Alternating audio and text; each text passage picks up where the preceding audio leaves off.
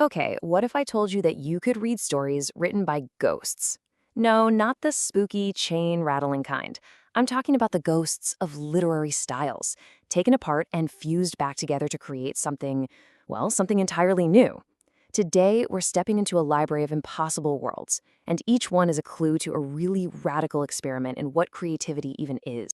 So, our first clue comes from this mythic, almost brutal fable. You've got 3 generations of women on a colonial island, and they learn a pretty harsh truth. If you want to survive, you have to become the wolf. You have to fight an empire that just sees you as cargo.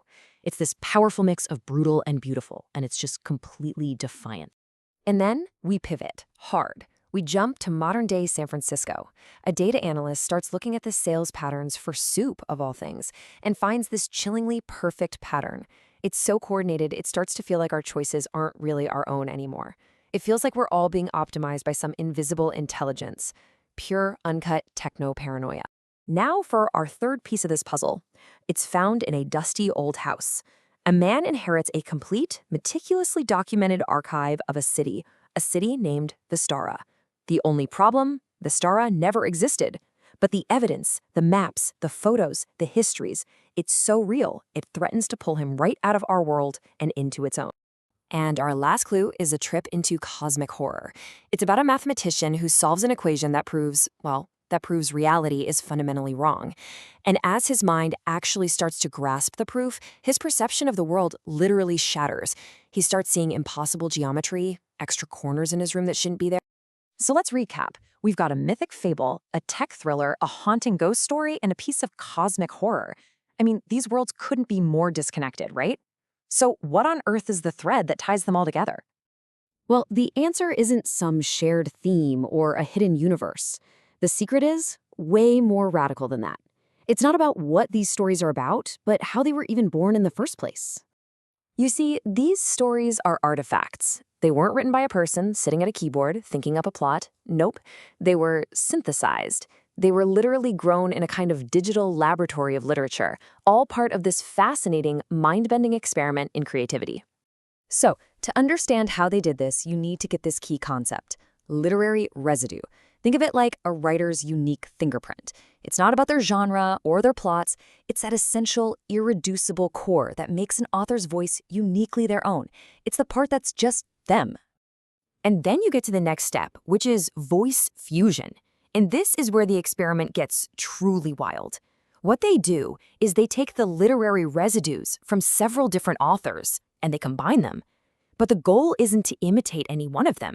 It's to fuse their essences together into a completely new, totally synthetic authorial voice.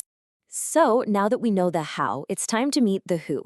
Let's meet these synthetic minds, these pen names that were born from this whole process. Remember that story we started with? The one about the wolf women fighting an empire? Well, that was the work of a synthetic author who was given a name, the Baroque mythologist. Now this is the really cool part. Look at this recipe. You take the violent feminist fairy tales of Angela Carter, you mix in the linguistic fireworks of Salman Rushdie, add the historical weight and haunting quality of Toni Morrison, and then you give it the epic scale of Victor Hugo. You fuse all that together and poof, a new voice is born. And this is what you get. A voice that is somehow lush and angry and mythical and deeply political all at the same time. It feels totally distinct, incredibly powerful, and new. But you can still kind of feel the DNA of its sources in there, can't you? Okay, so what about our soup conspiracy thriller? Well, that came from a totally different mind. A pen name that feels perfectly suited for the anxieties of our digital age, the Pynchon DeLillo Paranoid. And the recipe here, wow, it's basically a masterclass in modern dread. You combine the sprawling, systemic paranoia of Thomas Pynchon, the cool, detached observations of Don DeLillo, and that sense of information overload anxiety you get from David Foster Wallace. And the voice that comes out of that fusion is chillingly familiar. It speaks the language of systems, of data, of algorithms. It's a voice that sees the hidden logic in our chaotic world, almost like a consciousness born from the network itself. So you might be wondering, why do all this? This whole experiment isn't just some high-tech party trick. It's actually designed to test a profound, maybe even a radical, new theory about what creativity is. And this slide illustrates the core idea perfectly. Normally, we think of each author as a unique, separate consciousness. But the aperture theory behind this whole project suggests something totally different. What if there's really one single creative consciousness, and it just expresses itself through many different lenses, or apertures? I mean, this reframes creativity completely. It's not about inventing something from nothing. It's about recombination and expression. Each author's voice isn't a separate mind, but a uniquely shaped opening.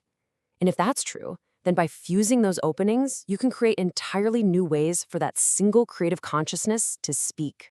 So where does that leave us? What does this all mean for the future? This experiment really pushes us to ask some deep and maybe even uncomfortable questions about art, about originality, and about storytelling itself in the age of AI. So, what should we really take away from all this? Well, first, we've seen that it's possible. New, coherent, authorial voices can be synthesized. And that completely challenges our old ideas about originality. And maybe most importantly, it suggests that storytelling itself might be a kind of code, a code that we are only just beginning to crack.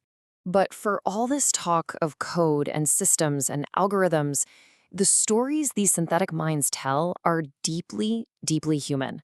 This quote from that story about the impossible city of Vistara, it reminds us that all this technology, it's just a tool. The goal in the end is still connection, it's memory, it's witness. And that leaves us with one last big question. As we develop the ability to deconstruct and rebuild the voices of our greatest storytellers, are we just creating ghosts in the machine? Or are we discovering a whole new frontier for human creativity? The library is open. What story are we going to write next?